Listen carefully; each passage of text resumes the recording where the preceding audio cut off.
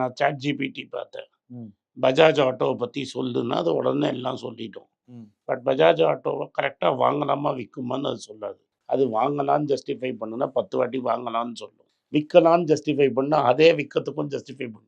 இதே மாதிரி நிறைய பேர் ஆன்லைன்ல ட்ரேடிங்கே ஏஐ வச்சு சொல்லி தரேன் அப்படின்னு சொல்லிட்டு போயிட்டு இருக்காங்க. இது மோஸ்ட் கேசஸ்ல சக்சஸ்ஃபுல்லா முடியாது.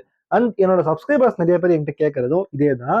என்னதான் ஒரு ஸ்டாக் கம்ப்ளீட்டா அனலைஸ் பண்ணி சொன்னாலும் ஃபைனலா அந்த ஸ்டாக்கை வாங்கலாமா வேணாமா அதை சொல்லுன்னு சொல்லிட்டு கமெண்ட்ஸ்ல கேட்பாங்க. இங்க அடிப்படையான பிரச்சனை என்னன்னு பாத்தீங்கன்னா, அவங்களுக்கு ஸ்டாக்கை ஹோல்டு பண்றதுக்கு கன்விக்ஷன் இல்லை.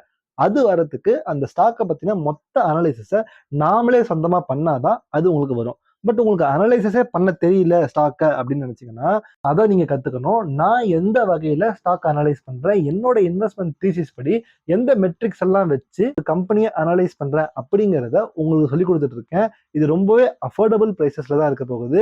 நீங்க இன்ட்ரெஸ்டடா இருந்தீங்க அப்படின்னா கமெண்ட் பண்ணுங்க, நான் உங்களுக்கு ஃபர்தர் டீடைல்ஸ் அனுப்புறேன்.